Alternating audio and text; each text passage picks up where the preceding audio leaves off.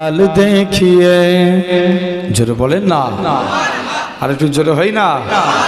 हुस्न का कमाल देखिए आमीना का लाल देखिए, इसको क्या है जानते भी हो, इसको क्या है जानते भी हो, हजरते बिलाल देखिए,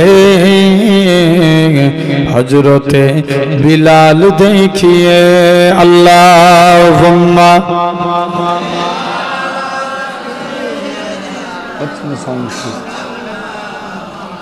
हाई लेवल করতে হবে।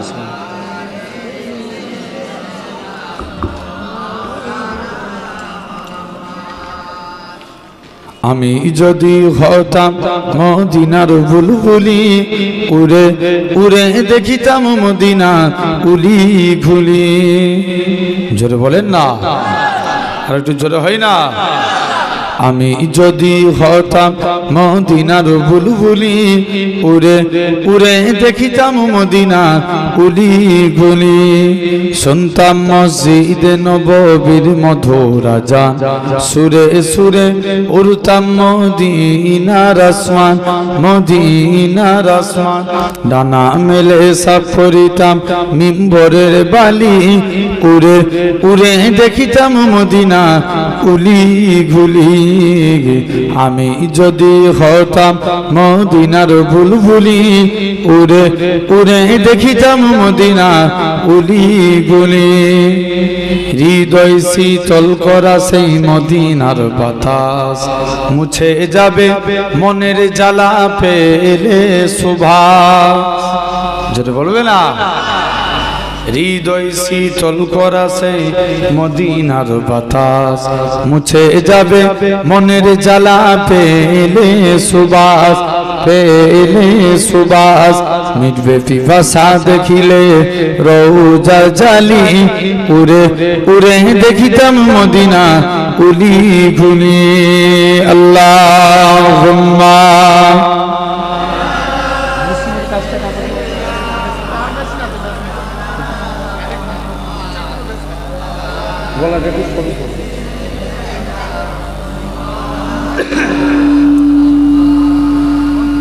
তুমি যদি কবু দেখা দাও হে অনন্য, তবে হবে হবে জীবন আমার গো ধন্য। জোরে বলো না, তবে হবে হবে জীবন আমার গো ধন্য। কাটাতে পারি আমি লক্ষ কোটি বছর, দুঃখের ঝরনা ডানা হেনয়নে অঝর। পাই যদি দেখা সামান্য, তবে হবে হবে জীবন আমার গো ধন্য। জোরে বলো না, তবে হবে হবে জীবন আমার গো ধন্য। অনন্ত কাল আমি থাকিতে পারি বসে, যদি বলো দেখা দিবে স্বপ্নে কবু এসে। হোক না সে মরু অরণ্য, তবে হবে হবে জীবন আমার গো ধন্য। আল্লাহুম্মা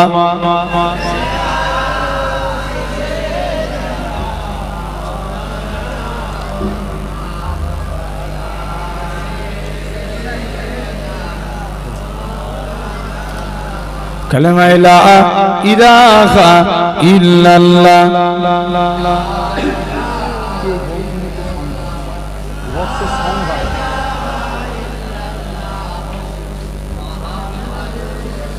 লা মাকসুদা ইল্লাল্লাহ,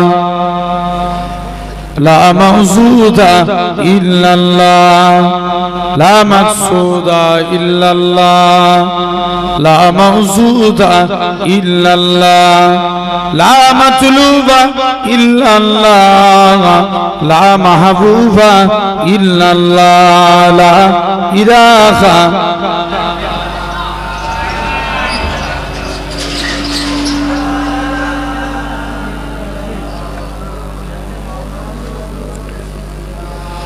সকলে পড়েন হাসবি রাব্বি জাল্লাল্লাহ মা ফি কলবি গায়রুল্লাহ হাসবি রাব্বি জাল্লাল্লাহ মা ফি কলবি গায়রুল্লাহ নূর মুহাম্মদ সাল্লাল্লাহ হক লা ইলাহা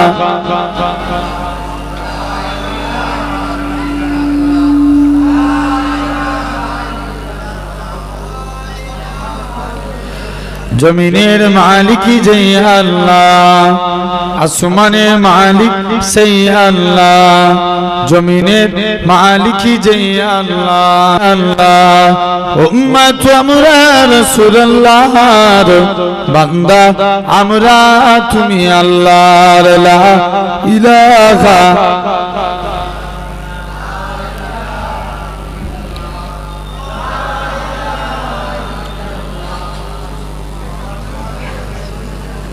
قال الله تعالى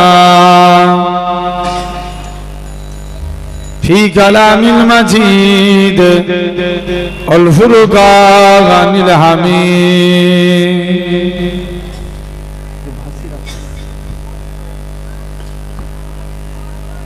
وما محمد إلا رسول قد خلق من قبله رسول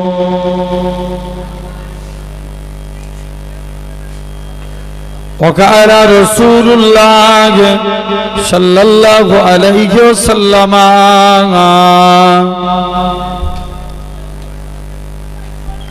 لا يؤمن أحدكم حتى أكون أحب إليه من ولده وولده والناس أجمعين প্যারে হাজিরান মজলিস উপস্থিত এই মাহফিল অবস্থাকা বয়োজ্যেষ্ঠ আমার মুরব্বিয়ান চাচা জান বোনেরা সমবয়স্ক ইয়াং জেনারেশন যুবক তরুণ ভাইরা পর্দা আড়ালে অবস্থিত আমার মা ও বোনেরা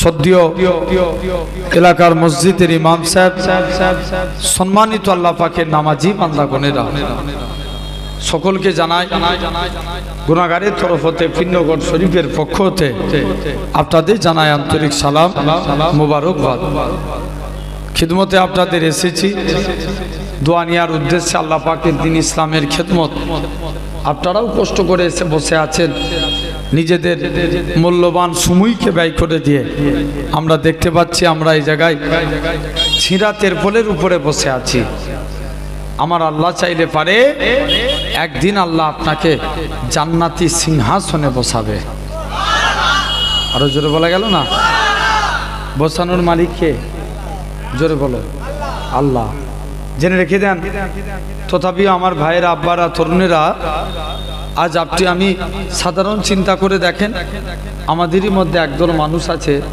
এই টাইমে আরামের বিছানার মধ্যে ঘুমাচ্ছে আছে না নাই আরো কত মানুষ আছে এই টাইমে হসপিটাল বলেন নার্সিংহোম বলেন বিভিন্ন জায়গায় অসুস্থ অবস্থায় বেডের বিছানার মধ্যে শুয়ে আছে যে নাই আরো কত মানুষ আছে এই টাইমে বিভিন্ন গুনাহার কাজে লিপ্ত হয়ে আছে তো আমার আল্লাহ কত বড় দয়াবান কত বড় মেহেরবান যে আল্লাহ আপনার আমার শরীরকে সুস্থ রেখে সবল করে তামাম গুনাহ থেকে দূরে সরিয়ে রেখে এমন এক কুরআন হাদিসের মাহফিলে বসার তৌফিক দিয়েছেন যে জায়গায় বসলে আল্লাহ এমনি গুনাহ মাফ করে দেয় তথাপিও বড় নিয়ামতপূর্ণ মজলিস আমরা অনেকে চিন্তা করি যে এই জায়গায় আমাদের বসলে কি লাভ এই জায়গায় যদি বসে জেনে রাখবেন এই জায়গায় যদি আপনি চুপ করে বসেও থাকেন কেননা বুখারী শরীফের ফার্স্ট হাদিস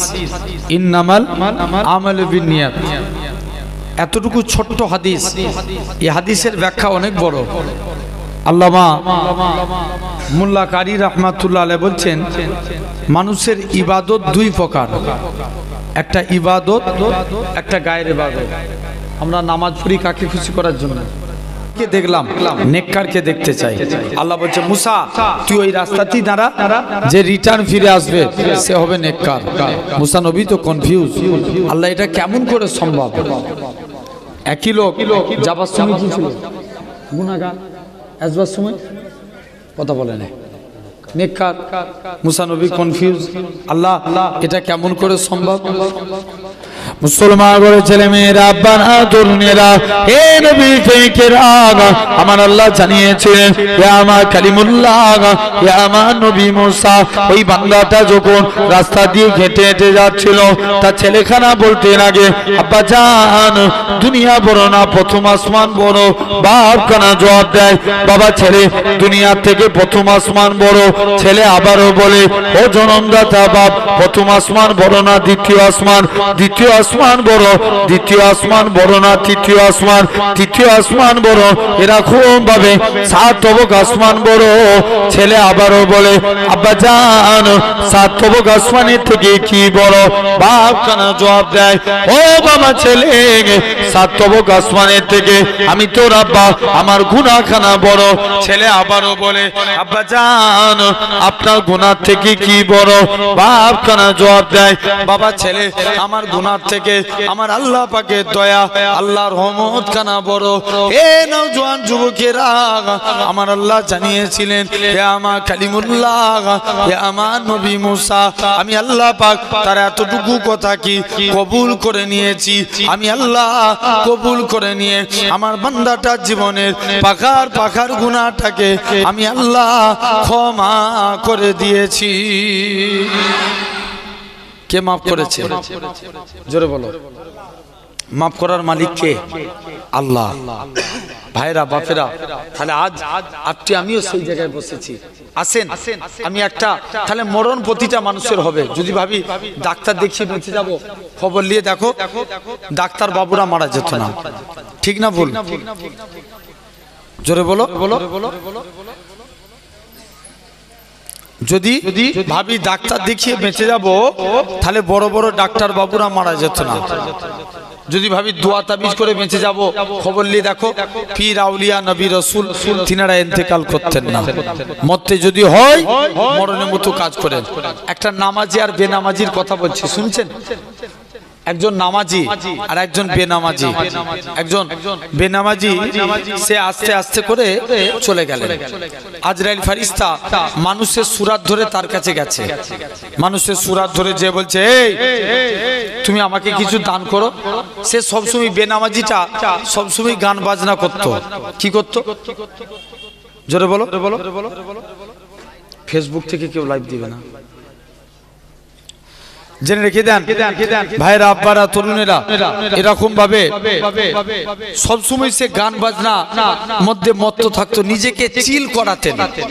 এখন একদিন যেতে যেতে যুবক ছেলেখানা আস্তে আস্তে করে আজরাইল ফেরেশতা মানুষের সুরাত ধরে তার কাছে এবার আসল চেহারা দেখাচ্ছে। বলছে আমি মালাকুল মউত আজরাইল ফেরেশতা। বলছে ঠিক আছে। বলছে তোর জান কবজ করতে এসেছি। বলছে আমাকে একটু সময় ছেড়ে দাও, আমি বাড়ি যাই। না তোকে আর সময় দেব না। আজরাইল ফেরেশতা অনুরূপ ওই মহিলার আবার নামাজি বান্দার কাছে গেলেন। দেখবেন আল্লাহওয়ালা বান্দাদের আল্লাহ নূরের পর্দার ভিতরে কিছু জানিয়ে থাকেন। জোরে বলবেন না? কথা ঠিক না ভুল? কে জানান? আল্লাহ জানান। এখন আজরাইল ফেরেশতা তার কাছে গেছে, যে বলছে তুমি আমায় কিছু দান করো। বলছে আমি দান করতে পারি, তবে আজকের দিনে তুমি এখান থেকে চলে যাও। কেন না? আমি দান করব, তবে আমার জানটুকুন ছাড়া আর কিচ্ছু নাই। আজরাইল ফেরেশতা তার বললেন তুমি কি সময় চাও? বলছে হ্যাঁ আমি হলাম মালাকুল মউত আজরাইল ফেরেশতা। বলছে আমি সিজদায় যাব, সিজদায় গিয়ে আমি চুপ করে আমি আল্লাহ আল্লাহ করব। ওই অবস্থায় তুমি আমার জান কবজ করে নিবে। বান্দাটা নামাজি হালতে ইন্তেকাল হয়ে গেলেন। তাহলে আজ আপনাকে আমাকেও ভাবা লাগবে। দেখেন নামাজ যদি পড়ি আল্লাহ মুসিবত থেকে হেফাজত করবেন। ঠিক না ভুল? জোর করে বলো। আসেন। তো এরপরে আল্লাহ রসুল বলছেন বান্দার রুহকে বার করে নিয়ে চলে যাবে। কি নেককার বলেন কি বদকার বলেন, প্রতিটা বান্দা বান্দির মুখের দিক থেকে এক টুকরা কাপনের টুকরা ছিঁড়ে বলবে যাও। কি নেককার বলেন, সব বান্দার রুহু বেরিয়ে যাবে। আজরাইল ফারিস্তা তার রুহুটাকে সোনার পালকে করে তুলতে তুলতে 7 তবক আসমান, সেখান থেকে জান্নাতি করা হবে। যারা নেককার হবে, যারা বদকার হবে, এদের রুহুকে কষ্ট দিয়ে নিয়ে যাবে।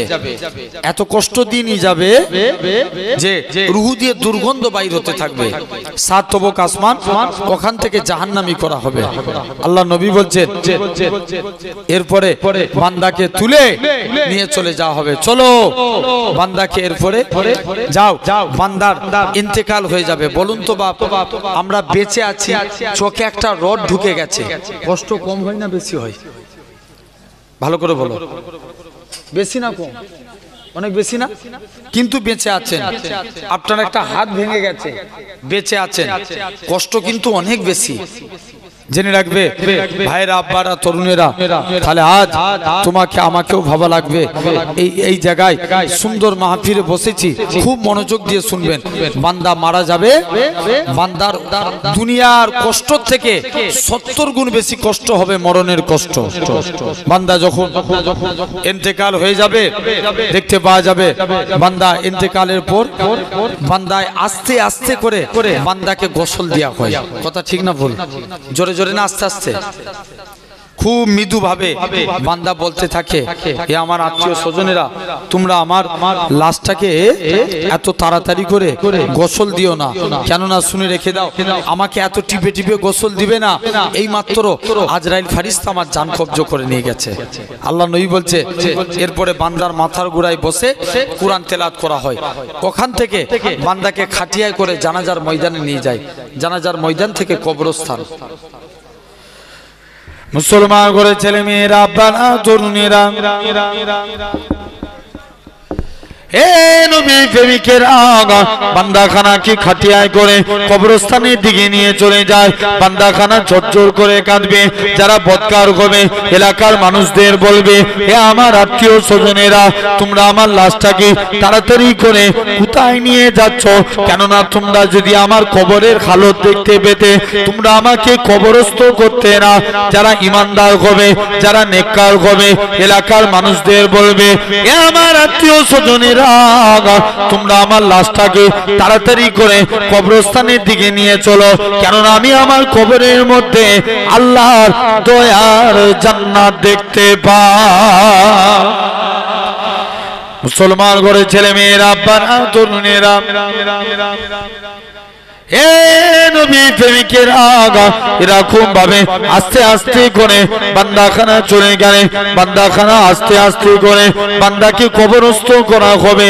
কবরটা এত অন্ধকার হবে, গোটা কবরটা এত অন্ধকার হবে, কবরের মাটিগুলো এরকম ভাবে বান্দার কবরটা, বলুন তো দেখি, এখানে অনেক লাইট জ্বলে, হঠাৎ করে যদি কারেন্ট চলে যায় আমাদের চোখগুলো অন্ধকার হয়ে যাবে। কবরটা এত অন্ধকার হবে, দুনিয়ায় অন্ধকারের থেকে 70 গুণ বেশি অন্ধকার হবে। এ নওজোয়ান যুবকের আগা, আল্লাহ নবী জানিয়েছেন এরকম ভাবে অন্ধকার কবরে বান্দা উঠে দাঁড়াবে। কেউ ক্যান্সার রোগে মারা গেছে, আল্লাহ তার রোগকে ভালো করে দিবে। কেউ প্যারালাইসিস হয়ে মারা গেছে, আল্লাহ তার রোগকে ভালো করে দিবে। এরকম ভাবে যে আলোতে মারা যাক, আল্লাহ তাকে ভালো করে দিবে। আমার রাসূলুল্লাহ জানিয়ে দেয় কবরবাসী এরকম ভাবে উঠে দাঁড়াতে যাবে, কবরের বাসগুলো মাথায় টেকে যাবে। কবরবাসী এলাকার মানুষদের বলবে, এ আমার আত্মীয় স্বজনেরা, তোমরা আমায় কোথায় রেখে দিয়ে চলে গেলে? এ নওজোয়ান যুবকেরা, এ বাঙুরের মানুষেরা, আল্লাহ নবী জানিয়ে দেন এরকম ভাবে আস্তে আস্তে করে বান্দার কবরে মুনকার নাকির ফারিস্তা আসার আগে প্রতিটা বান্দা বান্দি কবরে হযরতে রুহমান আলাইহিস সালাম আসবে, বান্দাকে তুলে বসাবে।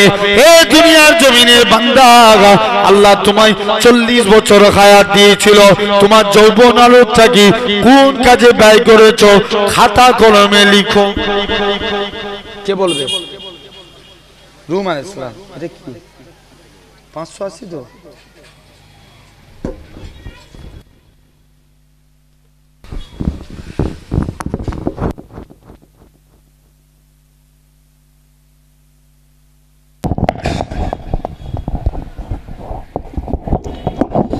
একবার দরুদ পড়েন আল্লাহুম্মা।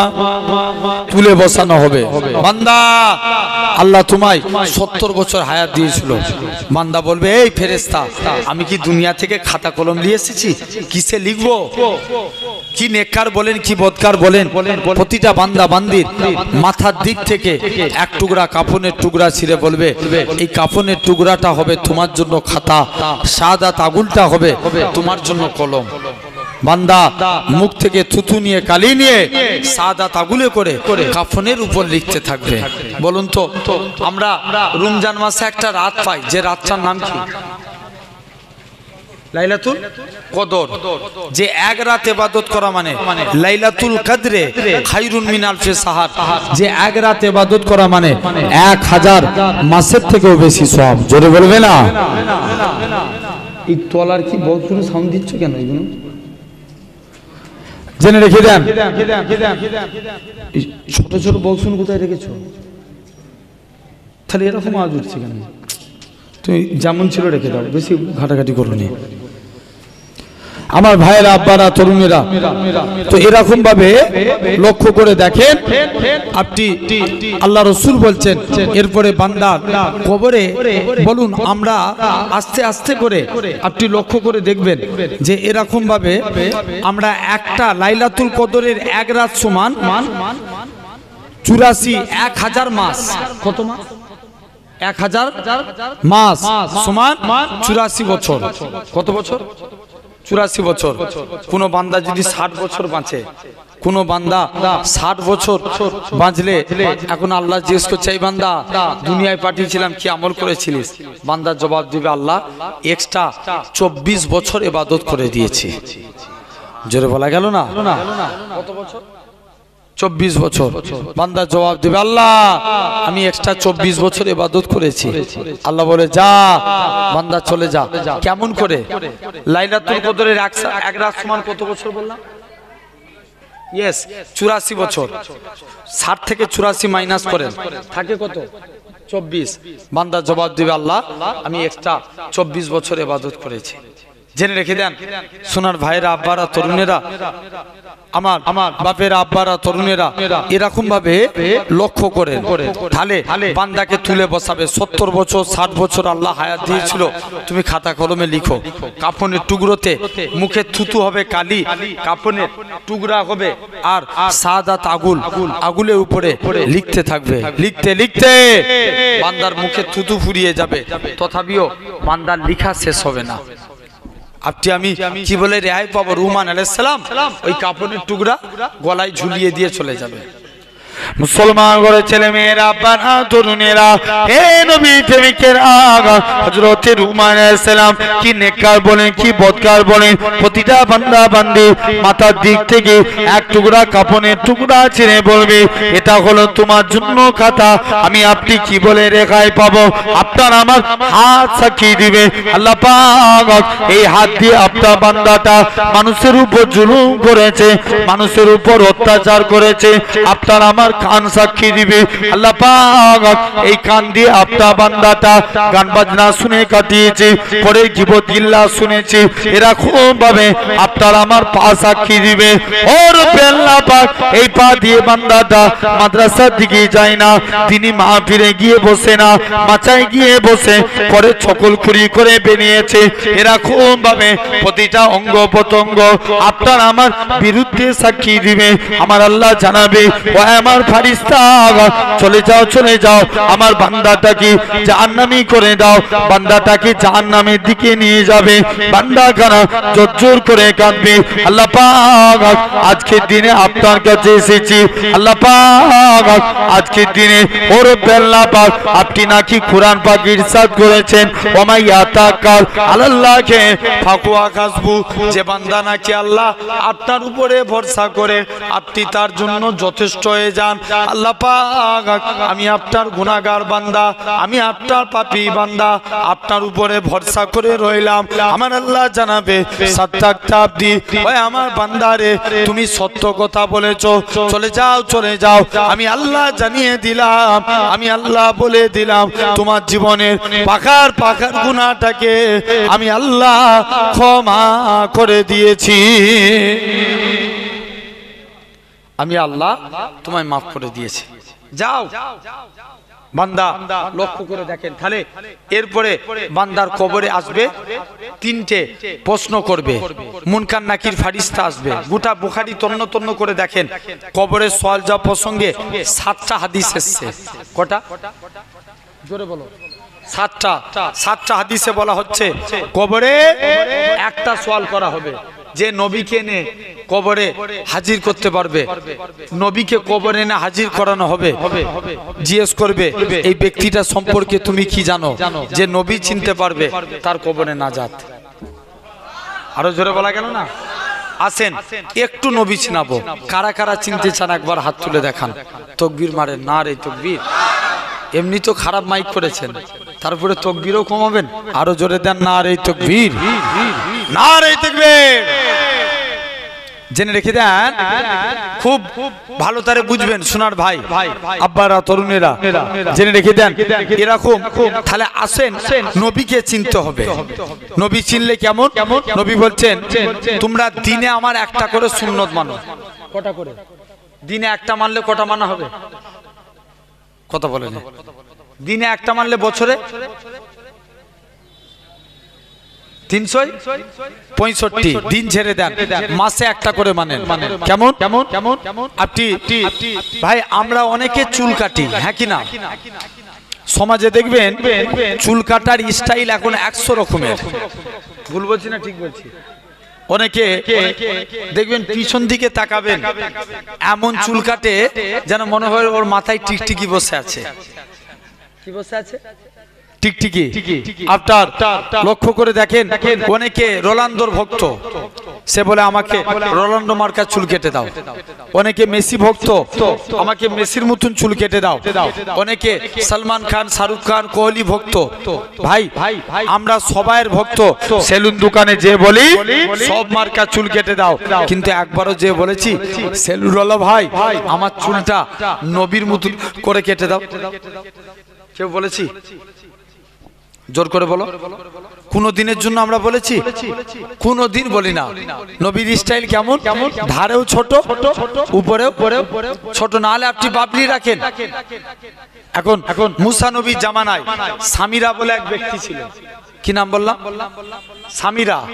মুসা নবীর জামানায় এই সামিরা ডেটো মুসা নবীর কপি করত। মুসা নবী যেমন ভাবে নামাজ পড়তেন, স্বামীরাও ওইভাবে নামাজ পড়তো। মুসা নবী যেমন ভাবে রোজা করতেন, স্বামীরা ওইভাবে আপনার যেমন ভাবে পায়জামা পরতেন, স্বামীরা ওইভাবে পায়জামা পরতো। মুসা নবী যেমন ভাবে লাঠি নিয়ে চলতেন, স্বামীরাও ওইভাবে লাঠি নিয়ে চলতো। এখন আল্লাহর হুকুম হলো, আল্লাহ বলছে যাও মুসা। মুসা নবী দৌড়ে পালালেন, ফেরাউন তাড়া করলো, নীল নদে চলে গেলেন। আল্লাহ বলছে মুসা লাঠি ঠেকাও। নীল নদের পানি কি হলো? দুভাগ, মাঝখানে রাস্তা। দুভাগ হয়ে গেল পানি, মাঝখানে রাস্তা। মুসা নবী পার হয়ে গেলেন। আবার আল্লাহ বলছে মুসা তুমি রাস্তা ঠেকাও, আবার লাঠিটা ঠেকাও। রাস্তা সমান হয়ে গেল, পানি সমান। আজও মিশরের নীল নদের পানির কালার দুটো, দেখবেন একটা ঘোলাটে, একটা স্বচ্ছ পানি। মুসা নবী আস্তে আস্তে করে ওই নীল নদের ফেরাউন সহ সবাই ডুবে মারা গেল। আল্লাহ সামিরাকে বাঁচিয়ে দিলেন। কাকে বাঁচালেন? সামিরাকে। মুসা নবী আল্লাহকে জিজ্ঞেস করছে আল্লাহ এই সামিরাকে কে কি করে তুমি, আল্লাহ তুমি তো একে আগে মারতে পারতে, কারণ এর জন্যই আল্লাহ আজকের দিনে আমার এই অবস্থা, আমার এত জ্বালাতন করে, তুমি তো আগে একে মারতে পারতে। আল্লাহ বলছে মুসা কেননা তোমার স্টাইলকে আমি আল্লাহ কবুল করেছি, এর জন্য আমি আল্লাহ সামিরাকেও মাফ করে দিয়েছি। আরো জোরে বলা গেল না? তাহলে জাস্ট মুসা নবীর কপি করার জন্য আল্লাহ যদি স্বামীরাকে মাফ করে দেয়, তাহলে আমরাও নবীকে কপি করব। আল্লাহ মাফ করতে পারে না পারে না? জোর করে বলো, পারে না? অবশ্যই পারে। আসেন না, আমরাও নবীকে কপি করব, বলো ইনশাআল্লাহ। জোর করে বলে ভাই।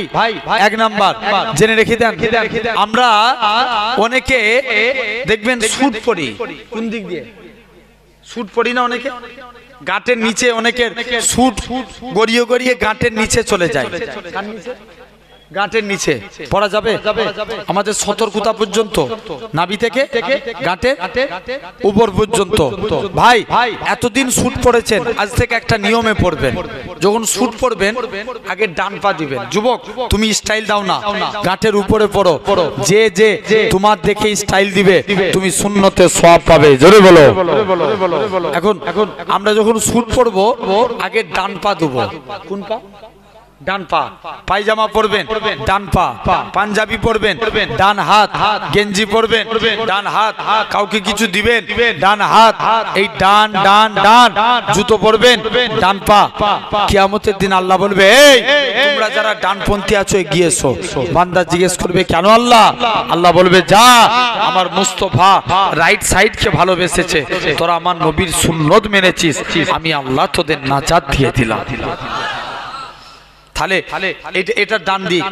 দুই নাম্বার, আমরা যখন ভাত খাবো, আজকের পর থেকে যে পারবেন না, যাদের বিয়ে হয়ে গেছে, স্ত্রীকে যে বলবেন, স্ত্রী আমাকে একটু দস্তরখান বিছিয়ে দাও।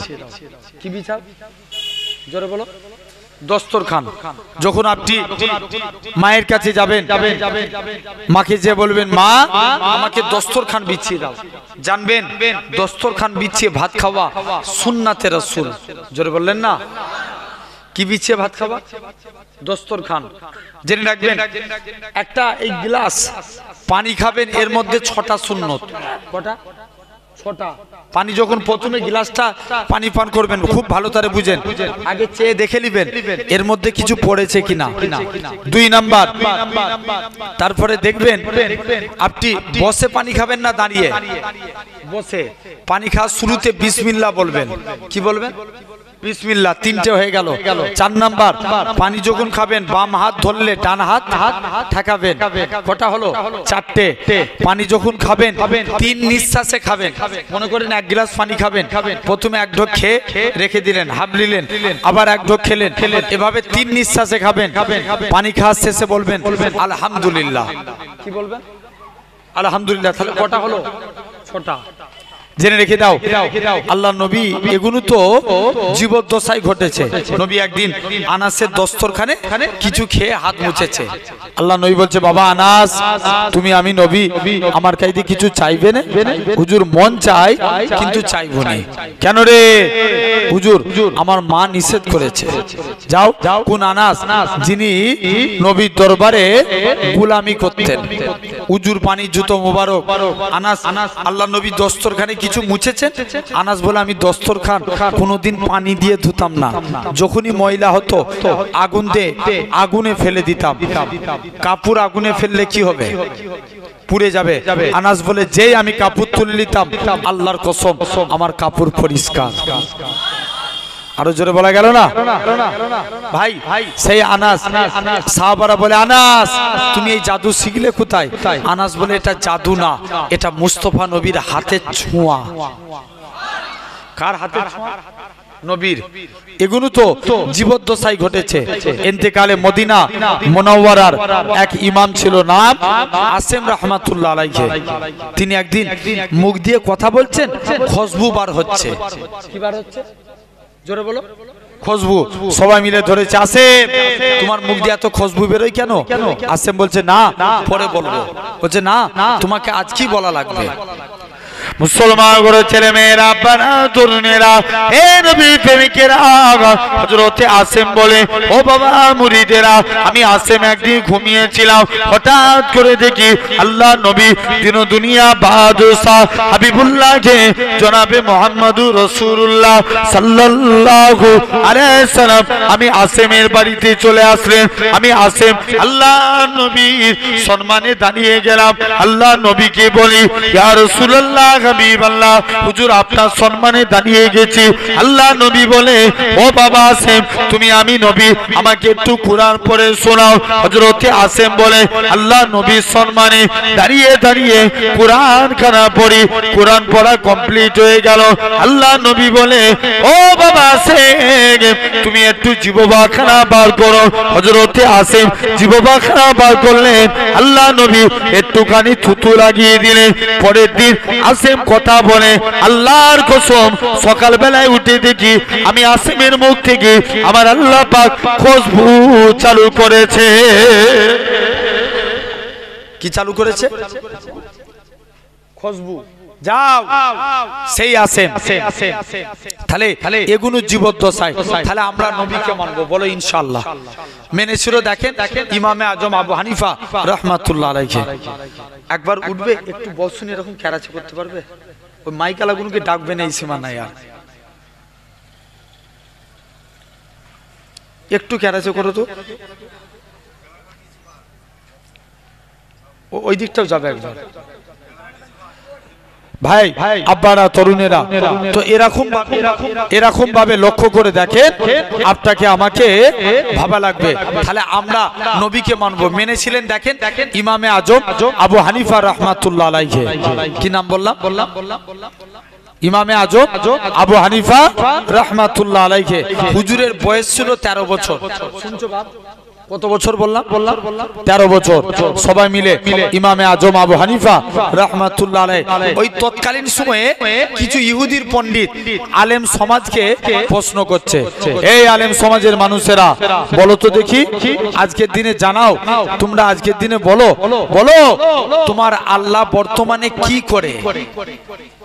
আল্লাহ বলো আল্লাহ বর্তমানে কি করে? তোমার আল্লাহর আগে কে আছে? আল্লাহর আগে কে আছে? 2 নম্বর প্রশ্ন। 3 নম্বর তোমার আল্লাহ একা তাম পৃথিবীকে কেমন করে কন্ট্রোল করে? তোমাদের নবী যে মিরাজে গিয়েছিল প্রথম আসমান ভেদ করে আরশে মুআল্লায় গিয়েছিল প্রথম আসমানে কোন গেট ভেদ করে আরশে মুআল্লায় গেছে? টোটাল কটা প্রশ্ন হলো? তাহলে কোন দিকে তাহলে কেমন শুনছো বলো? আবার 1 নাম্বার শুনো 1 নাম্বার তোমার আল্লাহ বর্তমানে কি করে? তোমার আল্লাহর আগে কে আছে? তোমার আল্লাহ একা তাম পৃথিবীকে কেমন করে কন্ট্রোল করে? তোমাদের নবী যে মিরাজে গিয়েছিল প্রথম আসমান ভেদ করে আরশে মুআল্লায় গিয়েছিল কেমন কোন গেট দিয়ে আরশে মুআল্লায় গেছে? টোটাল কটা হলো? 4টে। ইমামে আজম কেউ উত্তর দিতে পারে না, আলেম সমাজ স্তব্ধ। ইমামে আজম বলে আমি উত্তর দেব। বলছে না তুমি উত্তর দিতে পারবে? বাচ্চা ছেলে বয়স কত বলেছিলাম? জি 13 বছর। বলছে তুমি উত্তর দিতে পারবে? হ্যাঁ আমি উত্তর দেবো। চলো। ইমামে আজম বলে বলো তো যিনি প্রশ্ন করে তিনি বড় না যিনি উত্তর দেন তিনি বড়? কথা বলেন যিনি উত্তর দেন। ইমামে আজম বলে যেহেতু আমি উত্তর দেবো তাই সিংহাসনে বসবো আমি, তুমি জমিনায় বসে যাও। ইমামে আজম সিংহাসনে বসলেন, ইহুদির পণ্ডিতরা জমিনায় বসে গেলেন। ইহুদির পণ্ডিত প্রশ্ন করছে বলো তোমার আল্লাহর আগে কে আছে? তোমার আল্লাহ বর্তমানে কি করে? ইমামে আজম উত্তর দিচ্ছে আমার আল্লাহ তোর মতন বেকুবকে সিংহাসন থেকে নামিয়ে জমিনায় বসিয়ে দিয়েছে। প্যান্ডেল ফেটে যাবে। আর একটু জোরে বলো। এটা সবাই মিলে বলেন ভাই চিরজীবন বিড়ালের মতন বেঁচে থেকে লাভ আছে? ওরা আবার কসম খেয়ে দাঁড়িয়ে আছে মজলিসে বসবুনি রাস্তায় দাঁড়াবো। ওই পিছনে দেখো 2-4টে ছেলে ইটে বসে আছে, তুমি মজলিসে বসবে না। জেনে রেখে দাও ভাইরা আব্বারা তরুণেরা। এই ছেলে এই কেমন করে বসেছে? আবার ভালো করে বস। জেনে রেখে দাও ভাইরা, আব্বারা, তরুণেরা।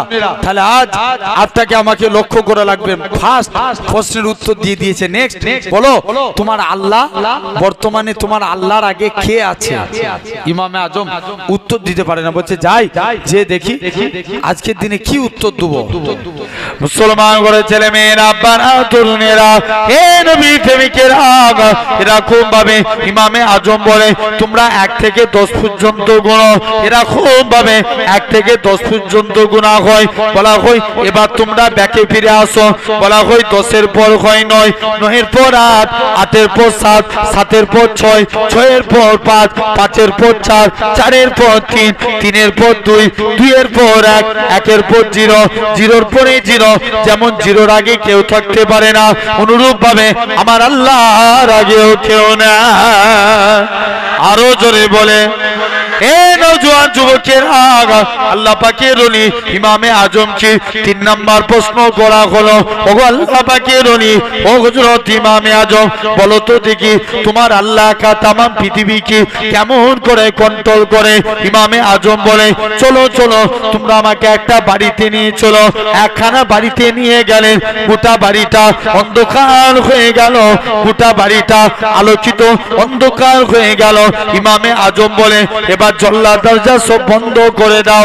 ইমামে আজম মাঝখানে একটা মশাল জ্বালায়, একটা মশালের আলো যেমন গোটা বাড়িটাকে আলোকিত করতে পারে, অনুরূপ ভাবে আমার আল্লাহ ইচ্ছা করলে তাম পৃথিবীকে কন্ট্রোল করে। এ নওজোয়ান যুবকেরা, আল্লাহ পাকের উনি হযরত ইমামে আজম আবু হানিফা রাহমাতুল্লাহ আলাইহি হুজুর আমার কি জানিয়েছিলেন? হুজুরকে 4র্থ নাম্বার প্রশ্ন করা হয়, বলো তো দেখি তোমার আল্লাহ তোমাদের নবী যে মিরাজে গিয়েছিল, প্রথম আসমানের কোন গেট ভেদ করে গিয়েছিল? ইমামে আজম বলে এ দুনিয়ার মানুষেরা, ইহুদির পণ্ডিতেরা, বলো তো দেখি ডিমের মধ্যে যদি মুরগির বাচ্চা রাখা হয়, ডিমের যেমন কোনো গেটের প্রয়োজন হয় না, অনুরূপ ভাবে আমার আল্লাহ ইচ্ছা করলে তাম পৃথিবীকে কন্ট্রোল করে। কে কন্ট্রোল করে? তামাম আমার আল্লাহ কন্ট্রোল করে দেয়। যাও তাহলে সেই ইমামে আজম তিনি নবী চিনেছিলেন, বলেন ইনশাআল্লাহ। তাহলে আমরাও চিনবো, বলো না ইনশাআল্লাহ। খবর নিয়ে দেখো, নবীর এক সাহাবী ছিলেন সাদ, কি নাম বললাম? সাদ, খুব কালো রঙের দেখতে। একদিন মনটা মারা করে নবীর দরবারে চলে গেছে, হুজুর আমি কি জান্নাতি হতে পারবো নি? আল্লাহ নবী বলছে কে বলেছে? বাবা তুমি যদি ঈমান নিয়ে মরতে পারো আল্লাহ তোমায় জান্নাতি করবে। সাদ বলছে হুজুর আমি কালো বলে ওই জন্য বলছি। কেন? বলছে হুজুর কালো বলে যে মেয়ে কি বিয়ের প্রস্তাব দিই, কোনো মেয়ে আমায় বিয়ে করতে চাই না। আল্লাহ নবী বলছে বাবা চলে যাও, একটা চিঠি লিখে দিলেন, অমুক জায়গায় আমার এক সাহাবীর কাছে চলে যাও। ইসলামী শরিয়াতের নিয়ম, কারো বাড়িতে গেলে কবার সালাম দিতে হয়? 3 বার সালাম দিয়ে মেয়ের বাপ বলছে কি ব্যাপার? আল্লাহ নবী পাঠিয়েছে, আপনাদের কন্যার সঙ্গে নবী আমার বিবাহ দিয়েছে। সাদ বলছে, মেয়ের বাপ বলছে মাথা খারাপ, তুমি এত কালো লোক আর তোমার সঙ্গে আমার হুরে মদিনার বিয়ে দেবো? পালা। হযরতে সাদ মন খারাপ করে নবীর দরবারে চলে এসেছে। পরের দিন এখন নবীর দরবারে চলে এসেছে, পরের দিন এসছে, আসার পর মেয়ে জিজ্ঞেস করছে আব্বা ওই কালো রঙের ব্যক্তিটা কি জন্য এসেছিল? মেয়ে বলে বাপ বলে মারে ওই কালো রঙের ব্যক্তিটা নাকি তোমায় বিবাহ করতে এসেছে, ওকে নাকি আল্লাহ নবী পাঠিয়েছে। মেয়ে তখন বলছে আব্বা যে বিয়েতে আল্লাহ এবং তার রসুল রাজি, আমি মেয়েও সে বিয়েতে রাজি। কে বলছে? মেয়ে রাজি হয়ে গেলে আর বাপ কিছু করতে পারবে? এই জোরে বলো না, কিচ্ছু করতে পারবে না। বাপ তখন জিজ্ঞেস করছে যাও মেয়ে রাজি তো? বাপ আর কোনো কথা বলে না, আস্তে আস্তে করে বাপ চলে গেলেন। যে নবীর দরবারে গেছে, হুজুর বিয়াদবি মাফ করেন, আমি সাদকে তাড়িয়ে দিয়েছিলাম, আমার কন্যার সঙ্গে সাদের বিয়ে দিলাম। নবী সাদের বিয়েতে 600 দিরহাম মোহর ধার্য করলো। কত দিরহাম? 607 বলে হুজুর আমি হালে সুফা, আমার কাছে কানাকুড়ি টাকা নেই, কি করে আমার স্ত্রীর দিন মোহর আদায় করব? আল্লাহ নবী বলছে চলে যাও আমার জুন্নুরাইন উসমান গানির কাছে যাও। উসমানের কাছে গেলেন, 200 দিরহাম দিলেন। আলীর কাছে যাও, 200 দিরহাম দিলেন। আমার আব্দুল্লাহ বিন আউফের কাছে যাও, 200 দিরহাম দিলেন। 600 দিরহাম দিয়ে মদিনার বাজারে কেনাকাটা করবে। কে যেন একজন ঘোষণা করছে, কে আছো চলো ইসলামের স্বার্থে, আল্লাহর স্বার্থে, কুরআনের স্বার্থে জিহাদের ময়দানে চলো। সাদ মনে মনে কনফিউজ হয়ে যাচ্ছে, আল্লাহ আমার কাছে আমার নবী আগে না স্ত্রী আগে? কে আগে? জোর করে বলো। নবী আগে। কারণ অবশ্যই হাদিস শরীফ, লা ইউমিনু আহাদুকুম, তোমরা ততক্ষণ প্রকৃত মুমিন হতে পারবে না হাত্তা আকুনা হাব্বা ইলাইহি, যতক্ষণ পর্যন্ত আমি তোমাদের কাছে ফেভারিট না হই, প্রিয় না হই, মিউ ওয়ালিদিহি, তোমাদের মা বাপ, ওয়া ওয়ালাদিহি, তোমাদের সন্তান সন্ততি, ওয়ান্নাসে আজমাইন, সর্বাপেক্ষা আমি নবী যদি প্রিয় না হয় তোমরা প্রকৃত মুমিন হতে পারবে না। জান এরকম ভাবে শুনছেন বাপ? আস্তে আস্তে করে হযরতে সাদ মনটা খারাপ করে চলে গেলেন। আফটার জি স্ত্রীর বাসরাতের কেনাকাটা বাদ দিয়ে যুদ্ধের সরঞ্জাম কিনে নিলেন।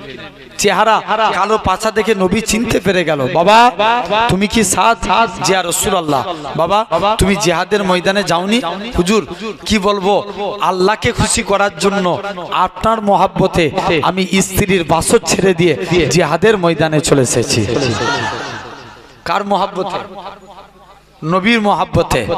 হযরতে সাদ, আল্লাহ নবী বলতে যাও দোয়া করি আল্লাহ তোমার মনের আশা পূর্ণ করবে। সাদ নিয়ত করেছিল, আল্লাহ মারা যাব, আল্লাহ তোমার জান্নাত পেয়ে যাব। মুসলমান করে ছেলে মেয়েরা, আব্বারা, তরুণেরা, হে নবীর প্রেমিকেরা, আল্লাহ নবী সাহাবী হযরতে সাদ বিন আবি ওয়াক্কাস রাদিয়াল্লাহু তাআলা আনহু, আল্লাহ নবী সাহাবী হযরতে সাদ ইন্তেকাল হয়ে গেলেন। আল্লাহ নবী সাদকে কবরস্থ করলেন। নবী আমার কবরের দিকে তাকিয়ে তাকিয়ে মুচকে মুচকে আসতে লাগে। আবার নবী আমার আস্তে আস্তে করে লজ্জার সহিত মুখটাকে ঘুরিয়ে ফেললেন। আল্লাহ নবী সাহাবীরা বলে, ইয়া রাসূলুল্লাহ, হাবিবাল্লাহ, হুজুর আপনি একবার কাঁদেন, আবার কেন লজ্জার সহিত মুখটাকে ঘুরিয়ে নেন? আল্লাহ নবী বলে, ও বাবা সাহাবীরা, আমি নবী যেটা জানি তোমরা তো সেটা জানো না। ও বাবা সাহাবীরা, আমার সাদের কবরটাকে আমার আল্লাহ পাক বেহেশতের গোলাপ ফুলের বাগান বানিয়ে দিয়েছে। তবে ইয়া রাসূলুল্লাহ, হাবিবাল্লাহ, আপনি কেন লজ্জার সহিত মুখটাকে ঘুরিয়ে ফেললেন? আল্লাহ নবী বলে, ও বাবা সাহাবীরা শুনে রেখে দাও, কেননা আমার সাদ কালো বলে দুনিয়ার কোন মেয়ে আমার সাদকে বিয়ে করতে চাইতো না। আমার আল্লাহ পাক আমার সাদের কবরটাকে এরকম ভাবে অগণিত হুর নাজিল করে দিয়েছে, যাদেরকে দেখার জন্য আমি রাসূলুল্লাহ মুখটাকে ঘুরিয়ে নিয়েছি। সেই সাহাবী ভাবেন ভাইরা, আব্বারা, তরুণেরা, তাহলে আমরাও নবী চিনবো বলো ইনশাআল্লাহ। আসেন এবার তাহলে কবরে মুনকার নাকির ফারিস্তা কটা সওয়াল করবে? 3টে। 1 নাম্বার মান রাব্বুকা, আর একটা হাদিসে বলা হচ্ছে 3টে সওয়াল করা হবে। মান রাব্বুকা, তোমার রব কে? আমাদের রব কে? সবাই মিলে আওয়াজ দিয়ে বলো, এক বাক্যে যে যেখানে বসে আছেন আওয়াজ দিয়ে বলেন, রব কে? আল্লাহ। 2 নাম্বার প্রশ্ন করা হবে, মা দীনুকা, তোমার দিনটা কি? আওয়াজ দিয়ে বলো, ইসলাম। কারণ অনেকে চায় ইসলামকে মিটাতে, ভুল বলছি না ঠিক বলছি? জোরে বলো না, সবাই চাই না ইসলাম মিটে যাক। তবে আজ আপনাদের সামনে বলে দিয়ে যায়, যতদিন পূর্ব আকাশ থেকে সূর্য উদিত হয়ে পশ্চিম আকাশে ডুববে, ইসলামের পতাকা উড়ছে উড়ছে উড়বে। জোরে বলে, কেউ মিটাতে পারবে?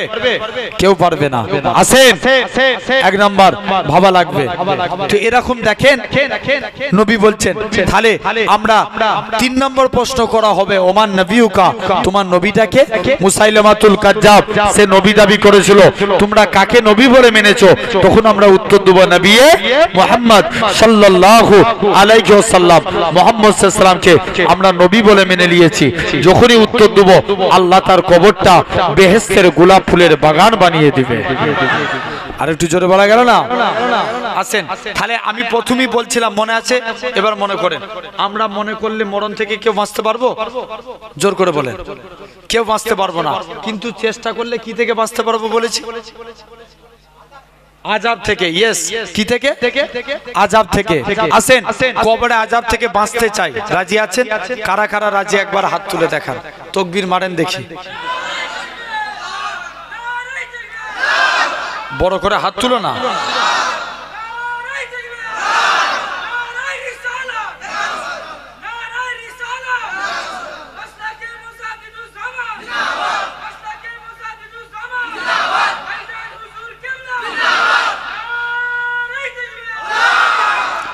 জেনে রেখে দেন ভাইয়ের আব্বারা, তরুণেরা, আসেন খুব মনোযোগ দিয়ে, একদম সূক্ষ্ম বেরেনে মনোযোগ দিয়ে শুনেন। এক নাম্বার, কবরে আযাব থেকে বাঁচতে গেলে নবী বলছে তোমাদেরকে খাঁটি ভাবে নামাজ পড়তে হবে, ইখলাসের সঙ্গে। কিসের সাথে? ইখলাস। সমাজে দেখবেন অনেক নামাজি আছে, যখন বাড়িতে একা একা নামাজ পড়ে, 2 রাকাত পড়েছে না 3 রাকাত পড়েছে কোনো হুঁশ নাই, কিন্তু লোকজনের সামনে নামাজ পড়লে পুরো সুফি সাধক হয়ে যায়। আছে না নাই? কথা বলে নেই ভাই। নবী বলছেন শিরক 2 প্রকার, একটা শিরকে আকবার, একটা শিরকে আসগার। আকবার মানে বড়, আসগার মানে ছোট। বড় শিরক কোনটা? যেটা আল্লাহ ব্যতীত অন্য কাউকে সিজদা দেয়া। ভাই কপাল কার জন্য? আল্লাহর জন্য। এটা আল্লাহ ব্যতীত অন্য কাউকে দেয়া যাবে? যাবে না। আর শিরকে আসগার, লোক দেখানো কাজ। নবী বলছে আমার উম্মতরা পথভ্রষ্ট হবে লোক দেখানো কাজের ব্যাপারে। দেখবেন অনেকে নামাজ পড়ছে, হঠাৎ করে কারেন্ট চলে গেছে, ও নামাজ পড়তে পড়তে বলে উঠলো, হাই যা কারেন্ট চলে গেছে। এই নামাজ হবে? জোর করে বলো। অনেকে আপনার দেখবেন নামাজ পড়ে নামাজে দাঁড়িয়ে দোকানের হিসাব নিকাশ করে।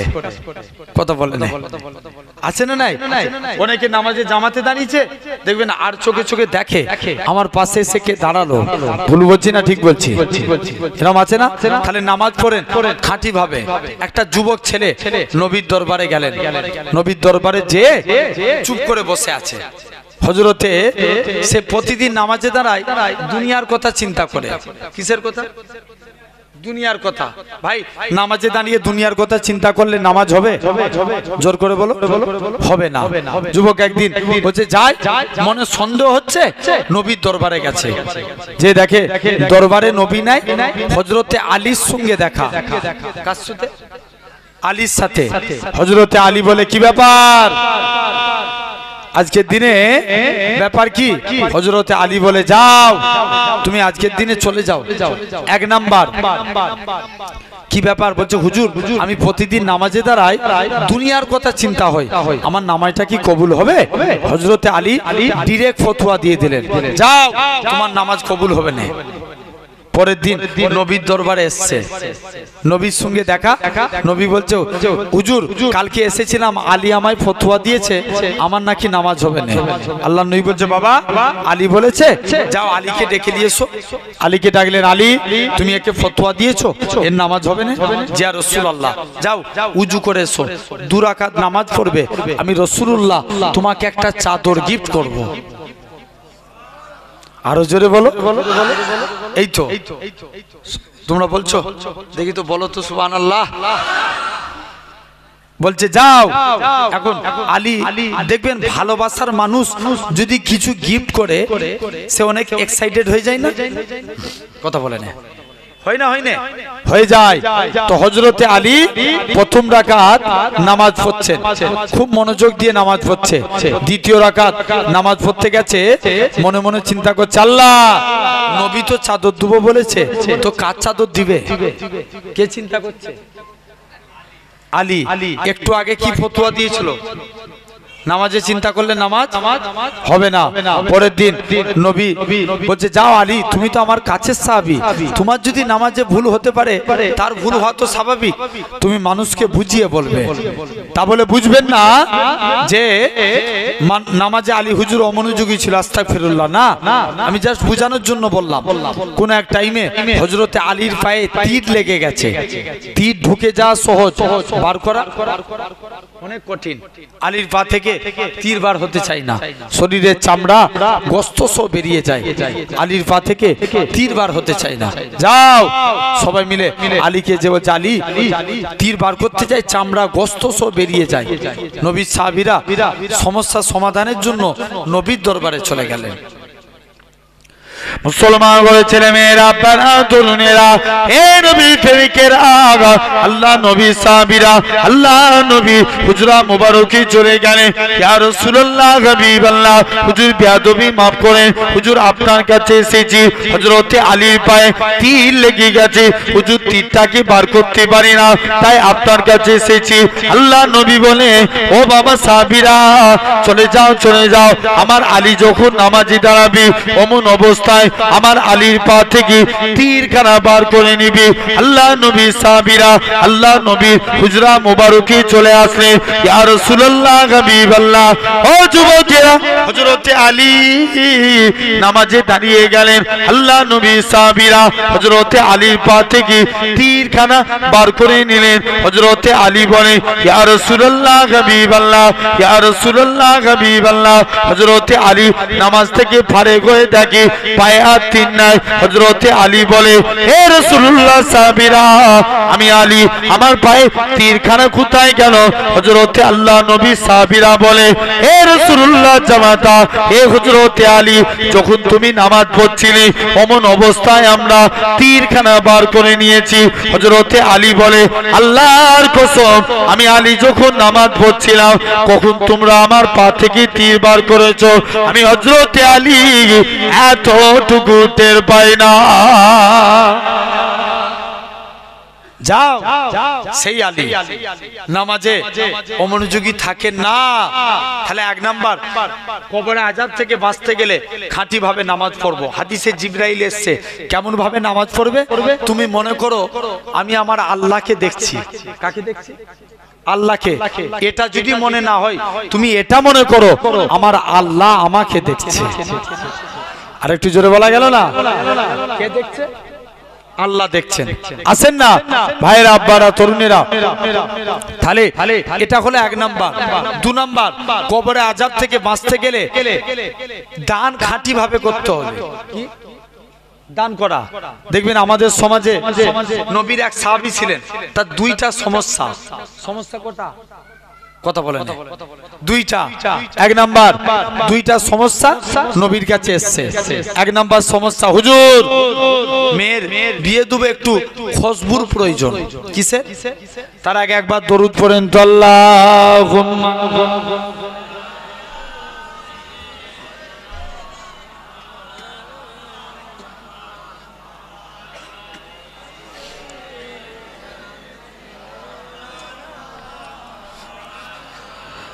ভালোবাসার জায়গা মদিনা, ভালো লাগা জায়গা মদিনা। জোরে বলো না, আর একটু জোরে হয় না?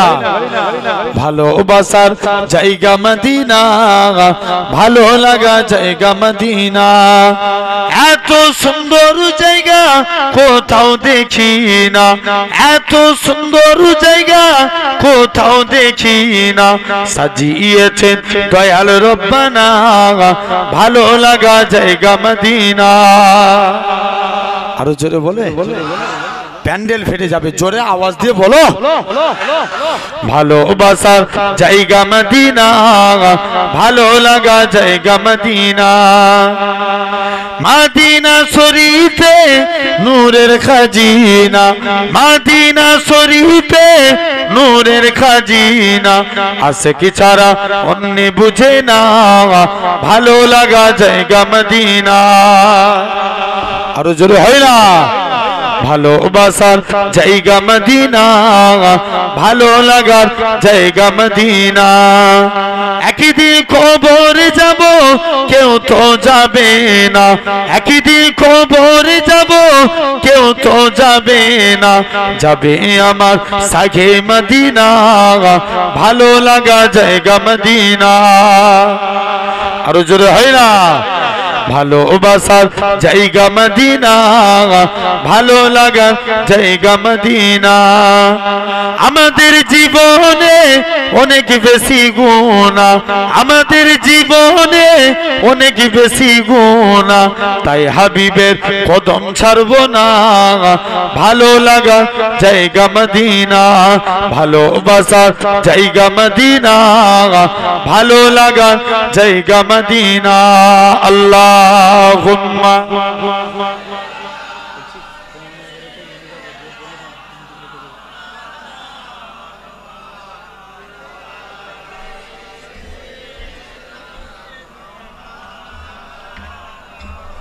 আমার ভাইরা, আব্বারা, তরুণেরা, আলহামদুলিল্লাহ। এবার একটু আলোচনা হোক, শুনবেন তো?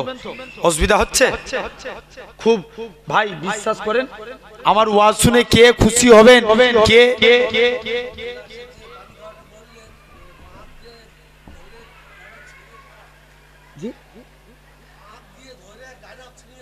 হ্যাঁ, ডান হাত ছাড়াতে পারবেন। হ্যাঁ হ্যাঁ, অন্য সময় ডান হাত দিয়ে খেতে পারবেন। জেনে রেখে দেন ভাইরা, আব্বারা, তরুণেরা, এরকম ভাবে খুব মনোযোগ দিয়ে একদম মন দিয়ে শুনবেন। 2 নাম্বার আপনার দ্বিতীয় নাম্বার কাজ, দ্বিতীয় নাম্বার হচ্ছে আপনাকে আমাকে দান সদকা করা লাগবে। কেমন? খাঁটি ভাবে। নবীর সাহাবী 2টা সমস্যা। প্রথম সমস্যা, নবীর কাছে এসে বলছে, হুজুর মেয়ের বিয়ে দেবো, আমার একটু আতরের প্রয়োজন। দেখবেন আমার এলাকায় সিস্টেম আছে, বিবাহিত নারীরা হাতে কি পরে? চুরি পরে না? বিয়ের পরে কি পরে? চুরি। দেখবেন আমার এলাকায় নাকছাবি পরে না? পরে না? পরে। তো আরবের সিস্টেম ছিল, বিবাহিত নারীরা আতর মাখতো। কি মাখতো? আতর। বিবাহিত নারীরা শরীরে আতর মাখে। এখন সাহাবী খুব গরিব মানুষ, আতর কিনতে পারে না, নবীর দরবারে এসেছে। নবীকে এসে বলছে, হুজুর আমার একটু আতরের প্রয়োজন। আল্লাহ নবী বলছে, বাবা চলে যাও, তুমি আজকের দিনে চলে যাও, আতরের প্রয়োজন তো যাও, তুমি একটা শিশি নিয়ে আসো। কি আনবে? শিশি। নবী শিশি আনতে বললেন, নবী ঘেমে গেলেন, ঘামগুলো শিশির মধ্যে ভরে দিলেন। কিসের মধ্যে? জোরে বলো। শিশির মধ্যে ভরে দিয়ে বলছে, যাও বাবা এই ঘামগুলো নিয়ে যে মেয়ের শরীরে মাখিয়ে দাও। আর নবী বলেছে সাহাবাকে মানতে হবে না? হবে না? মানতে হবে। সাহাবী যে নবীর ঘামগুলো নিয়ে তাই করেছে, মেয়ের শরীরে মাখিয়ে দিয়েছে। সাহাবী বলে, আল্লাহর কসম, নবীর ঘামগুলো মাখানোর সাথে সাথে আমার মেয়ের শরীর থেকে মুসকে আম্বরের থেকেও বেশি খুশবু চালু হয়ে গেছে। কয়টা সমস্যা ছিল? 2টা। একটা সমাধান হয়ে গেছে। 2 নাম্বার, হুজুর মেয়ের বিয়ে দেবো, একটু আতরের প্রয়োজন, এই টাকার প্রয়োজন। আল্লাহ নবী বলছে, এই ব্যাপার, চলে যাও আমার জুন্নুরাইন উসমান গানির কাছে যাও। উসমানের কাছে দান চাইতে যাচ্ছে। উসমান, আল্লাহ নবী পাঠিয়েছে, এই যে উসমানের কাছে দান চাইতে যায়, যে দেখে নাকি উসমান গানি পিবিরের মুখ থেকে খাবার সরাচ্ছে। কার মুখ থেকে? পিবরের মুখ থেকে। সাহাবী লজ্জায় নবীর দরবারে এসে হাজির। কি ব্যাপার? হুজুর উসমানের কাছে দান চাইতে গিয়েছিলাম, যে দেখি উসমান গানি তো পিবরের মুখ থেকে খাবার ছড়ায়। আল্লাহ নবী বলছে, এই ব্যাপার, যাও উসমান পিবরের মুখ থেকে খাবার ছড়াচ্ছে, চলে যাও। দ্বিতীয় দিন আবার পাঠিয়েছে, যা, আবার যা। দ্বিতীয় দিন তাকিয়েছে, যে দেখে নাকি উসমান গানি আপনার নরমালি আল্লাহ নবীর সাহাবী হযরতে উসমান গানি রাদিয়াল্লাহু তাআলা আনহু হুজুর কি করলেন, আপনার বস্তা দিয়ে তুলো উড়ে যায়, তুলোগুলো ধরে ধরে বস্তায় ভরে। কিসে ভরে? জোরে বলো। বস্তায় ভরে।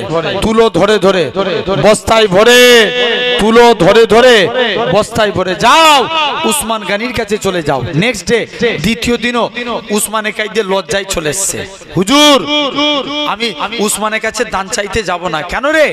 বলছে, যে প্রথম দিন যে দেখি পিবরের মুখ থেকে খাবার ছড়াচ্ছে, দ্বিতীয় দিন বস্তা থেকে তুলো উড়ে যায়, বস্তাগুলো ধরে ধরে পড়ে, আপনার ভরে। হুজুর এই জন্য উসমানের কাছে দান চাইবো না। আল্লাহ নবী বলছে, যাও আমার উসমানকে ডেকে দিয়েছো।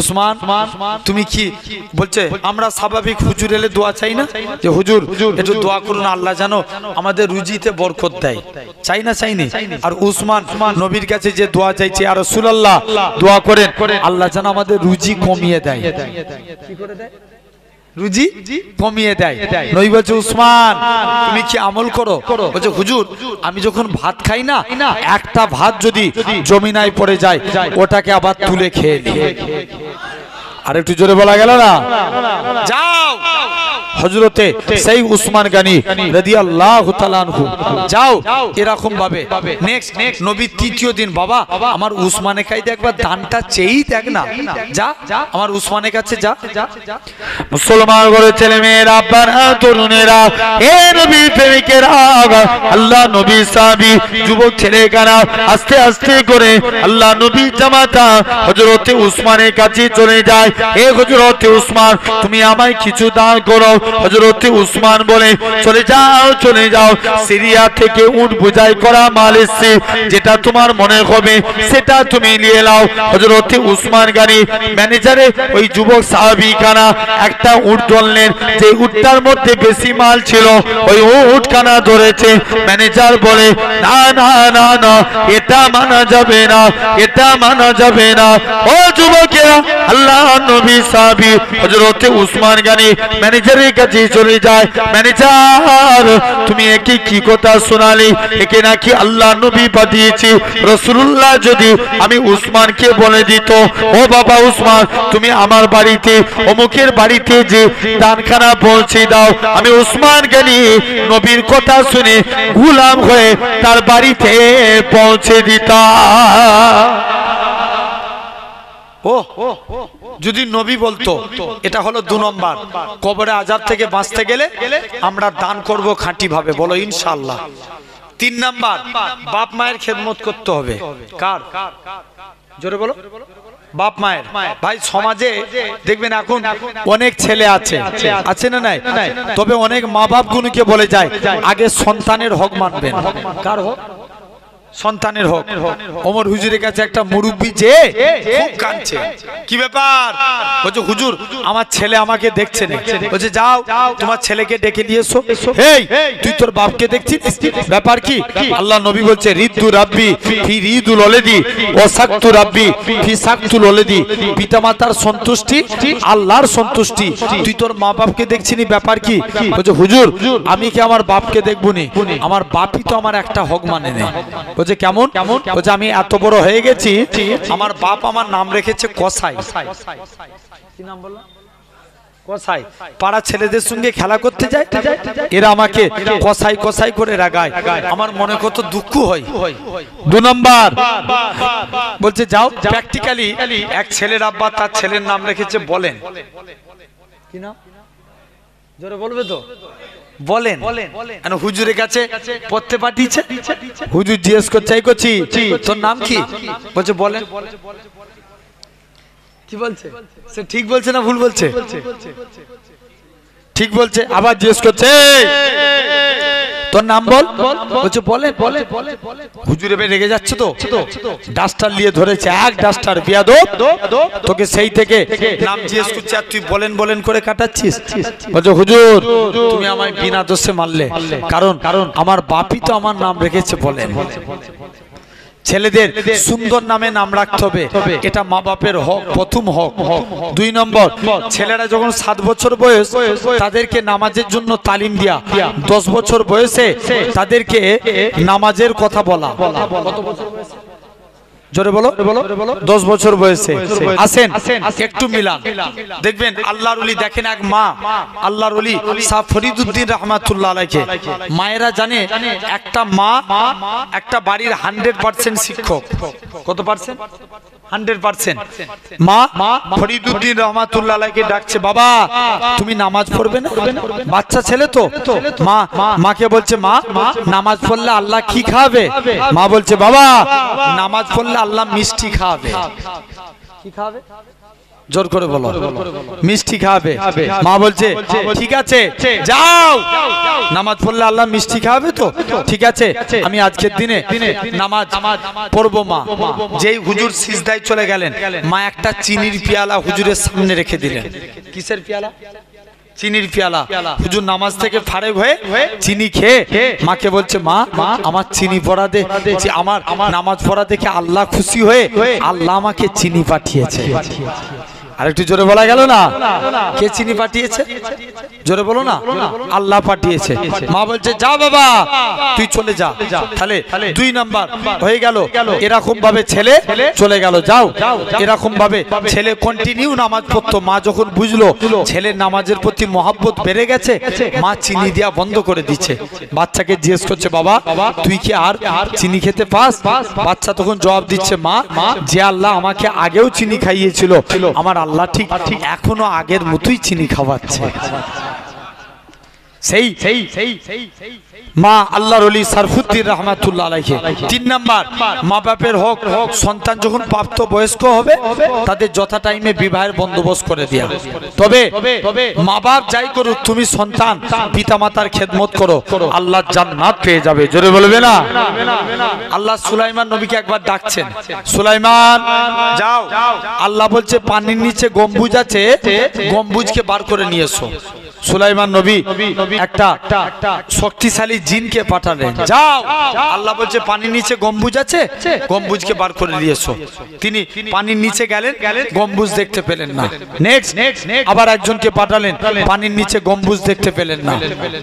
তার উজিরকে পাঠালেন আসিফ আল্লাহ বলছে পানির নিচে গম্বুজ আছে গম্বুজকে বার করে নিয়ে এসো মুসলমান ঘরে ছেলে মেয়েরা পারা তরুণেরা হে নবী প্রেমিকেরা আল্লাহ পাকের নবী হযরত সুলাইমান নবী আসিফ বিন বরকিয়া পানির নিচে চলে গেলেন একখানা গম্বুজ দেখতে পেলেন গম্বুজটাকে বার করে নিয়ে আসলেন গম্বুজটা ছিল 4টে দরজা বিশিষ্ট আল্লাহ পাকের নবী হযরত সুলাইমান নবী সবথেকে অবাক হয়ে গেলেন ওই গম্বুজের ভিতরে একটা যুবক ছেলে আল্লাহকে সিজদা দিচ্ছে নবী সুলাইমান বলে নবী সুলাইমান অবাক হলেন যুবক ছেলে গম্বুজটা 4টে দরজা বিশিষ্ট আল্লাহর কি দয়া গম্বুজের ভিতরে এতটুকু পানি প্রবেশ করে না ও যুবকেরা আল্লাহ পাকের ওলি হযরত সুলাইমান নবী আস্তে আস্তে করে ছেলেটা নামাজ থেকে পারে গেলেন ছেলেটাকে বলে ও বাবা যুবক বলো তো দেখি আজকে দিনে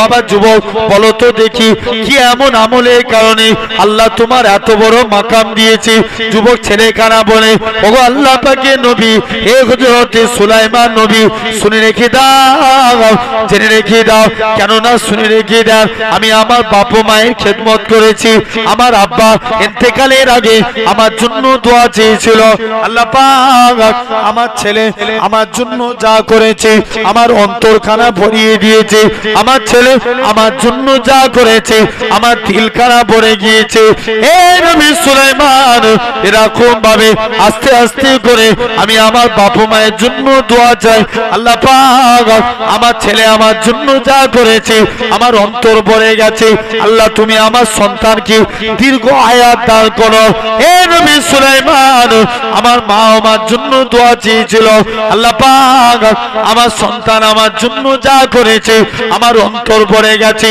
আমি মা হয়ে আমার বাচ্চার জন্য দোয়া করি আল্লাহ তুমি আমার বাচ্চাকে এমন এক জায়গায় ইবাদত করার তৌফিক দাও যেই জায়গাতে কোনো জিন শয়তান না প্রবেশ করতে পারে হে নবী সুলাইমান আমি একদিন নৌকায় করে যাচ্ছিলাম হঠাৎ করে গম্বুজটা দেখতে পেলাম কি মন গেল গম্বুজের ভিতরে গেলাম গম্বুজটা পানির নিচে চলে গেল নবী সুলাইমান বলে তুমি কিভাবে এই পানির নিচে খাবার খেতে নবী সুলাইমান বলে শুনে রেখে দাও যখন আমার খিদে লাগতো আমার কাছে একটা লাল রঙের থালা আসতো যখনই আমি ওই লাল রঙের থালাটা জিভ দিয়ে একবার ভুলিয়ে দিতাম আমার আল্লাহ পাক আমার শরীরের ক্ষুধাটাকে আমার আল্লাহ পাক নিবারণ করিয়ে দিতে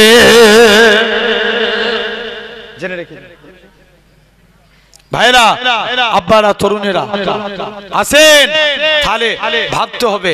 তাহলে 3 নাম্বার, আমরা কবরে আযাব থেকে বাঁচতে গেলে মা বাপের খেদমত করব। 4 নাম্বার, কবরে আযাব থেকে বাঁচতে গেলে মুখ দিয়ে তাসবিহ পড়তে হবে। কি পড়তে হবে? জোরে বলো। তাসবিহ। এখন যদি এই ভাঙরে এই জায়গাটার নাম কি? খড়গাছি যদি কেউ যদি ঝগড়া করে আওয়াজ আসতে হয় না জোরে হয়? জোর করে বলেন। গালিগালাজের কোয়ালিটি দেখবেন 10-15 রকমের কোয়ালিটিবান গালিগালাজ করে, আছে না নাই? জেনে রেখে দেন ভাইরা আব্বারা তরুণেরা, আমাদের সমাজ এরকম দেখবেন, এক লোকের নাম রেজাউল, তাকে ডাকে 1.5 ব্যাটারি বলে। কি বলে ডাকে? কথা বলবে তো? 1.5 ব্যাটারি। তাহলে জবানের হিফাজত করেন। এক সাহাবী 2টা সমস্যা ছিল, নবীর কাছে গেছে, যে বলছে হুজুর আমার 2টা সমস্যা, নাম্বার 1 আমি মদ খাই, নাম্বার 2 আমি জিনা করি, ভালো হতে চাই। নবী দরবারে গেলেন, হুজুর আমল বলুন, ভালো হতে চাই। নবী বলছে বাবা ওয়াদা কর জীবনে মুখ দিয়ে মিথ্যা কথা বলবো না। কি কথা বলবো না? জোরে বলো। মিথ্যা কথা বলবো না। নবী বলছে যা, চলে যা। যুবক ওয়াদা করে নিল, ও তো বিরাট খুশি। নবী আমায় জিনা করতে নিষেধ করে নে, নবী আমায় মদ খেতে নিষেধ করে নে। যুবক এখন শুনে এই কথা বলে যুবক ছেড়ে দৌড়ে চলে গেছে। একদিন বিড়ি খেয়ে, এই মদ খেয়ে নবীর দরবারে এসেছে। নবী জিজ্ঞেস করছে বাবা তুমি মদ খেয়েছো? ওয়াদা করে গেছিল, কি বলবো নি? মিথ্যা বলবে না। নবীকে যে বলছে হুজুর মদ খেয়ে ফেলেছি, তবে কথা দিলাম জীবনে আর কোনোদিন মদ খাবো না। জোরে বলবে না? জেনে রেখে দেন ভাই। 2 নাম্বার এরকম ভাবে 2 নাম্বার এখন আরেকদিন জিনা করে নবীর দরবারে গেছে। নবী বলছে বাবা তুমি জিনা করেছো? ইয়া রাসূলুল্লাহ আমি জিনা করে ফেলেছি, তবে কথা দিলাম জীবনে আর কোনোদিন জিনার কাজ আমার দ্বারা হবে না। জোরে বললেন না? আর একটু জোরে বলো। জেনে রেখে দাও ভাইরা আব্বারা তরুণেরা, এরকম ভাবে লক্ষ্য করে দেখেন। তাহলে আমরাও জবানের হিফাজত করব, বলে ইনশাআল্লাহ। মুখ দিয়ে তাসবিহ পড়ব। তাহলে প্রথম 4টে আমল হয়ে গেল। 4টে কবরে আযাব থেকে বাঁচতে গেলে আর 4টে গুনাহার কাজকে বর্জন করতে হবে। কটা গুনার কাজ? 4টে গুনার কাজ। নাম্বার 1, 1 নাম্বার মিথ্যা কথা বলা ত্যাগ করা লাগবে। কি কথা বলা? জোর করে বলো। মিথ্যা কথা বলা। ভাই সমাজে এখন মিথ্যার হার বেশি না কম? নবী বলছে যে মিথ্যা কথা বলবে আল্লাহ তাকে মিথ্যাবাদীদের দলভুক্ত করে জাহান্নামী করবে, আর যে সত্য কথা বলবে আল্লাহ তাকে সত্যবাদীদের দলভুক্ত করে জান্নাতি করে দিবে। আরো জোরে বলো। 2 নাম্বার চকলখুরি করা যাবে না। কি করা যাবে না? জোর করে বলো একটু। এক লোক গুলাম কিনতে গেছে। কি কিনতে গেছে? গুলাম কিনে নিয়ে বাড়ি এসেছে। এখন লোকটাকে বলেছে যে আমার গুলাম মাঝে মাঝে চকলখুরি করে। লোক চকলখুরির দিকে গুরুত্ব না দিয়ে গুলাম কিনে নিয়ে চলে এসেছে। এখন গুলাম কিনে নিয়ে এসে এখন একদিন কি করেছে, মালিকের স্ত্রীকে, গুলাম বেশ ভালোই কাজ করছে, কাজ করতে করতে একদিন মালিকের স্ত্রীকে যে বলছে আপনি আমার মালিকের স্ত্রী, আজকের দিনে আপনাকে একটা কথা বলে যাচ্ছি। কি কথা রে? বলছে আপনার স্বামী মনে হচ্ছে অন্য কাউকে ভালোবাসে। বলছে তুই কি করে বুঝলিস? বলছে না, তবে আপনাকে একটা তাবিজ বলে যাচ্ছি, আপনি তাবিজ দাড়ির একটা লোম কেটে নেন। কি কাটবেন? জোরে বলো। দাড়ির লোম কেটে নেন, এতে করে আপনার ঠিক হয়ে যাবে, স্বামী ঠিক হবে। বলছে ঠিক আছে যাও, স্বামীকে ছেড়ে দিলেন। এরকম ভাবে আবার ওই গুলাম স্বামীর কাছে যে বলছে আপনার স্ত্রী মনে হচ্ছে আপনাকে অন্য কাউকে ভালোবাসে, ওই জন্য মারার প্ল্যান করছে। বলছে আমরা এত বছর সংসার করছি, কোনোদিন অশান্তি হই না, আর আমার স্ত্রী আমাকে মারবে? বলছে আমি তো জানি বিশ্বাস হবে না, ওই জন্য তুমি একবার যে দেখো, নালে ঘুমের ভান করে দেখো, আর যদি বলে দেয় আর ঘুম ধরবে। স্বামী আর চোখে দেখছে, স্ত্রী কি করে দেখবো? স্ত্রী আর চোখে খুঁটটা বার করেছে। কিটা? খুঁটটা বার করে বলছে স্বামীর একটা দাড়ির লোম কাটবো। যেই খুঁট বার করতে গেছে স্বামী আর চোখে দেখতে পেয়ে গেছে। তো জি তো গুলাম ঠিক বলেছিল, যাও খুঁটটা কেড়ে গুলামের গলায় চালিয়ে দিয়েছে, এই স্ত্রীর গলায় চালিয়ে দিয়েছে। পরের দিন স্ত্রীর আত্মীয় স্বজন এসে গোলামকে মেরে দিয়েছে। তাই নবী বলল তোমরা চকলখুরি করা ত্যাগ করো। এটা হলো 2 নাম্বার। অন্যায় থেকে বাঁচতে গেলে, কবরে আযাব থেকে বাঁচতে গেলে তাহলে টোটাল হলো 6টা। 7 নাম্বার, কারোর সঙ্গে বিশ্বাসঘাতকতা করা যাবে? জোর করে বলো, যাবে না। নবীর এক সাহাবী ছিলেন। কমিটির ওইখানে জলসা লোকেরা ফোন করছে, কথা বলুন তো ভাইজান, এক্ষুনি নেমে যাবে। জেনে রেখে দেন, একবার দরুদ পড়েন, আল্লাহুম্মা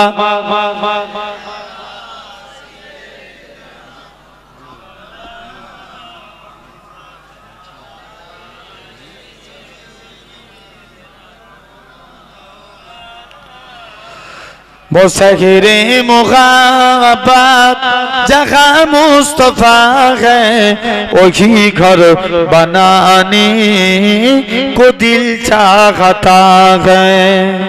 जोरे बोलो ना, वो सखरे मुग़ाबत जहाँ मुस्तफ़ा है वही घर बनाने को दिल चाहता है। वो सोने से कंकर वो चांदी सी माटी नजर में बसाने को दिल चाहता है। आरो जोरे होबे ना, वो सगीरे मुग़ाबत जहाँ मुस्तफ़ा है वही घर बनाने को दिल चाहता है। जिहादे मुग़ाबत की आवाज गूंजे कागन जलाने दुल्हन से अपनी। जिहादे मुग़ाबत की आवाज गूंजे कागन जलाने दुल्हन से अपनी। इजाजत अगर दो तो जामे सगादत लबों से लगाने को दिल चाहता है। जोरे बोलबे ना, वो सगीरे मुग़ाबत जहाँ मुस्तफ़ा है वही घर बनाने को दिल चाहता है।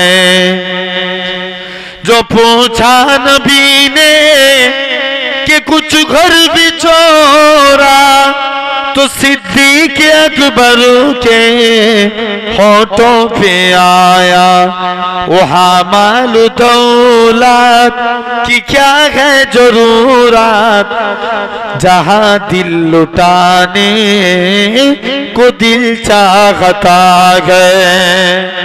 और जोर है ना, वो सगीरे मुग़ाबत जहाँ मुस्तफ़ा है वही घर बनाने को दिल चाहता है। अल्लाहुम्मा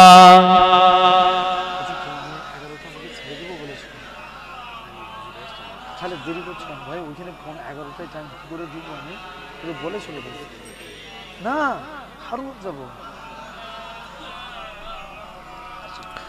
আমার ভাইরা। তো চতুর্থ আপনার এরকম ভাবে 7ম নম্বর, বিশ্বাসঘাতকতা কারোর সঙ্গে করা যাবে না। আসেন মিলিয়ে নেন। নবীর এক সাহাবী মক্কা থেকে মদিনায় এসেছে। কোথা থেকে? মক্কা থেকে মদিনা এসেছেন। কে জানে এসে বলছে, এই আল্লাহ নবী সব এক একজন মক্কা সাহাবীর সঙ্গে মদিনার সাহাবীর ভাই ভাই সম্পর্ক করছেন। কি সম্পর্ক? জোরে বলো, ভাই ভাই সম্পর্ক করছেন। মক্কার এক সাহাবীর নাম ছিলেন আব্দুর রহমান, মদিনার সাহাবীর নাম ছিলেন সালাবা। সালাবার সঙ্গে সাইদ বিন আব্দুর রহমানের ভাই ভাই সম্পর্ক করে দিলেন।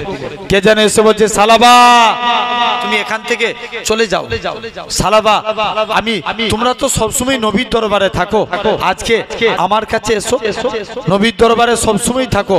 সালাবাকে বলছে, আমি আমার স্ত্রী, টাকা পয়সা সালাবা তোমার কাছে বিশ্বাস করে আমানত রেখে আমি নবীর কাছে গেলাম।